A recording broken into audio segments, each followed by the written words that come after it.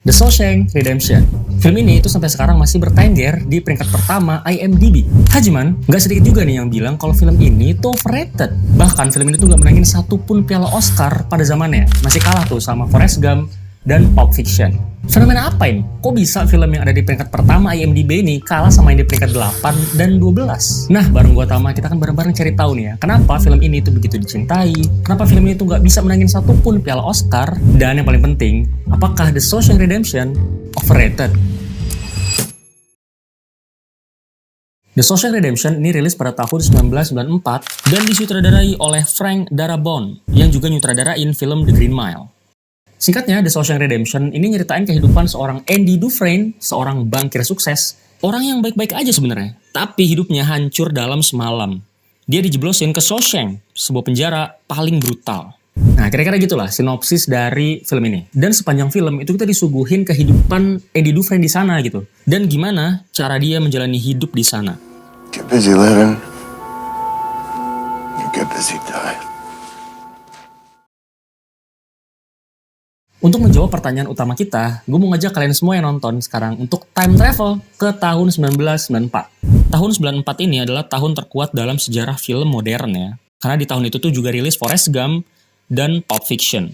Di Oscar 1995, The Shawshank Redemption ini dapat 7 nominasi Oscar, termasuk Best Picture, aktor terbaik Morgan Freeman, dan skenario adaptasi terbaik. Tapi gagal menangin satupun. Film yang jadi pemenang adalah Forrest Gump. Film itu berhasil bawa pulang 6 piala, termasuk Best Picture, sutradara terbaik, dan aktor terbaik. Terus Pulp Fiction yang menangin 1 piala skenario asli terbaik. Thanks. Nah, terus kan sekarang pertanyaannya adalah, kok bisa Shawshank Redemption ini gak menangin satupun loh? Satupun gak menang deh. Nah, untuk bisa ngejawab itu, kita perlu kenalan dulu nih sama film-film pesaingnya. Yang pertama ada Forrest Gump. Disutradarai oleh Robert Zemeckis dan diperankan oleh Tom Hanks. Menceritakan perjalanan hidup Forrest Gump, seorang pria yang punya IQ di bawah rata-rata yaitu 75. Tapi punya hati yang sangat murni dan jujur.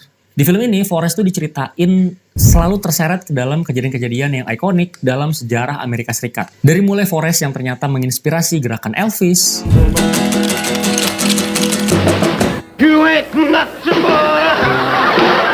terus Forrest juga terlibat langsung di Perang Vietnam, sampai Forrest juga terlibat dalam awal mula kemunculan Apple, dimana dia kira ini adalah perusahaan buah-buahan ya. He got me invested in some kind of fruit company. And so then I got a call from him saying we don't have to worry about money no more. And I said, that's good. One less thing. Nah, yang menurut gue brilian dari film Forrest Gump, itu kita dikasih perjalanan nostalgia sejarah Amerika. Kita kayak dikasih pengalaman untuk nyaksiin peristiwa besar dari perspektif yang polos dan naif. Dan juga film ini tuh punya kedalaman cerita soal hidup adalah tentang menerima kejutan, takdir, dan kesempatan. Film yang Amerika banget sebenarnya. Dari sini aja harusnya kita udah bisa paham nih ya, kenapa film ini tuh bisa menangin hati para juri Oscar gitu. Selain karena film ini tuh Amerika banget, film ini tuh berhasil ngemas cerita yang kompleks dengan tetap entertaining dan mudah dicerna. Terus yang kedua, Pulp Fiction.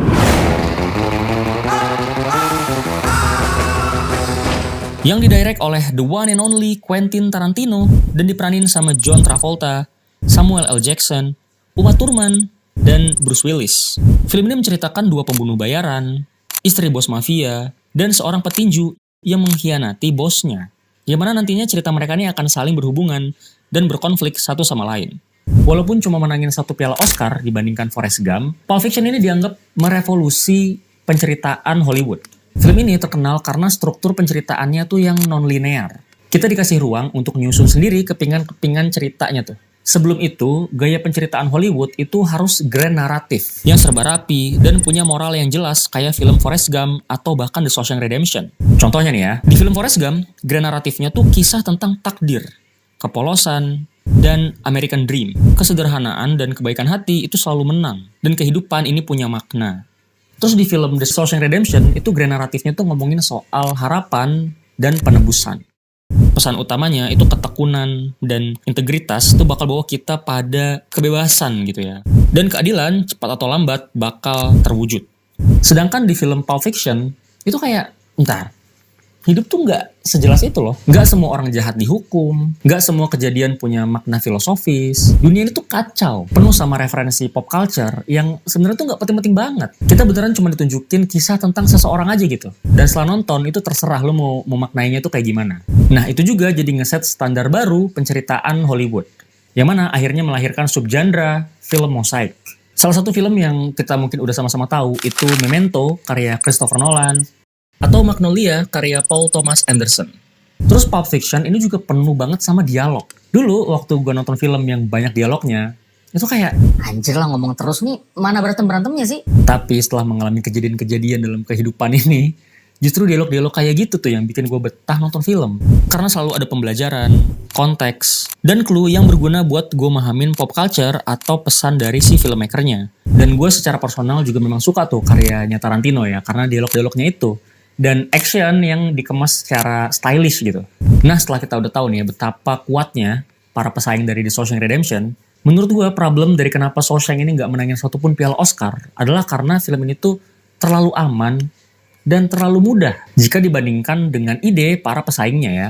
Dibandingkan Pulp Fiction, gaya Shawshank ini terlalu tradisional. Pakai voice over yang ngasih eksposisi untuk setiap emosi yang kita juga bisa lihat sebenarnya. Untuk sebagian penonton itu gaya bercerita yang dicap malas. Intinya di Oscar Shawshank ini ada di posisi yang serba salah. Pertama, dia nggak bisa ngalahin dampak kultural dan inovasi yang dibawain sama Pulp Fiction. Terus yang kedua, dia nggak bisa ngalahin skala emosional dan relevansi sejarah yang dibawain sama Forrest Gump.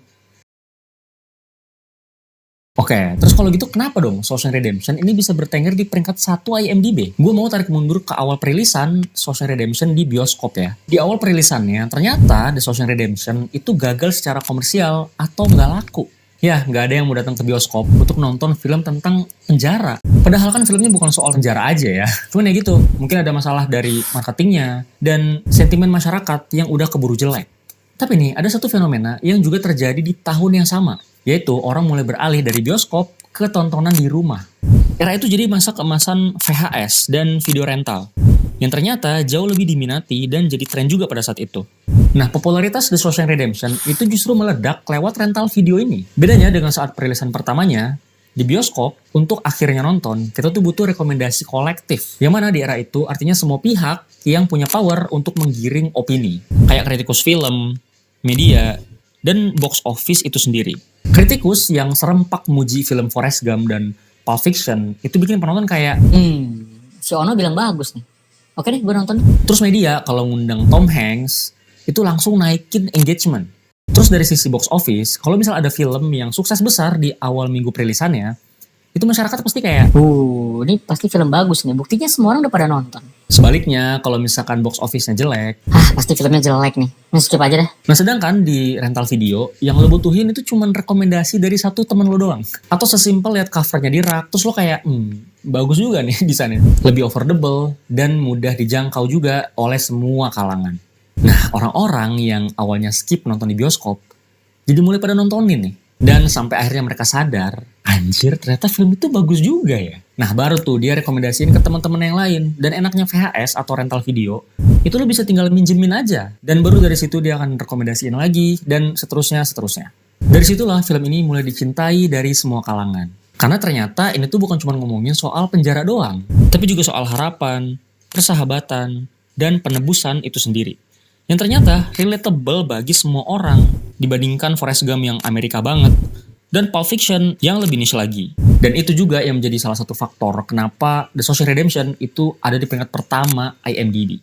Karena yang perlu kita tahu, peringkat di IMDb itu didasarkan pada penilaian jutaan penonton biasa, bukan dari juri atau kritikus elit. Jadi gua, lo, dan kita semua ini itu bisa banget ikut serta ngerating film di IMDb. Tapi meskipun gitu, film ini itu memang bawa tema universal soal harapan. Itulah yang paling menyentuh dan relatable bagi semua kalangan. Dan relevan di segala masa. Terus alur ceritanya yang lurus-lurus aja dan ngasih kepuasan di akhir, jadi bisa lebih menjangkau semua kalangan penonton. Bukan cuma segelintir penikmat film tertentu aja. Setelah semua konteks ini, mari kita jawab pertanyaan terakhir kita. Apakah Shawshank Redemption overrated? Secara faktual, iya. Dia overrated di mata juri Oscar karena dianggap gagal memenuhi standar inovasi tertentu di era itu. Tapi di mata publik IMDb, ya enggak. Peringkat IMDb itu bukan soal mana nih film yang paling kompleks secara penceritaan, tapi film mana yang berhasil menyentuh hati para penonton dalam jumlah yang banyak.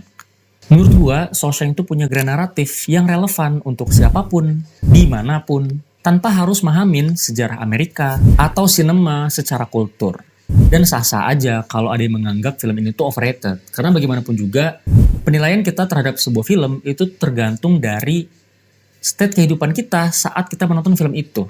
Ketika hidup lagi berat, film soal harapan kayak Shawshank gitu akan terasa jauh lebih bernilai daripada film yang rumit secara penceritaan. Kayak buat gue aja nih ya, dibandingkan Shawshank, gue jauh lebih suka Forrest Gump. Gue adalah orang yang sangat pemikir banget. Itu kadang bikin gue ngerasa gak bahagia karena gue gak hadir utuh saat ini, detik ini gitu. Kadang gue jadi ketinggalan kesempatan yang mungkin aja berharga karena gue terlalu mikirin nanti bakal gimana ya, gue bisa apa enggak ya. Nah, nonton Forrest Gump itu gue kayak digampar sama film itu. Ada Forrest, orang yang dicap bodoh karena IQ-nya 75, tapi secara kehidupan dia jauh lebih sukses dan bahagia. Sementara sahabatnya yang mencoba mengejar kehidupan idealnya justru mengalami tragedi. Kenapa? Karena Forrest gak banyak mikir. Dia berserah, mengalir aja. Ditawarin jadi tentara, ya yuk. Disuruh main tenis meja, ya udah main tenis meja. Dia lagi galau, ngerasa pengen lari, ya udah dia lari. Secara nggak langsung, Forrest tuh nerapin filosofi Taoism, mengalir aja, berserah pada hidup. Karena semuanya udah ada yang ngatur. Gue nggak perlu khawatir lagi. Ini yang bikin film ini tuh berdampak langsung di kehidupan gue.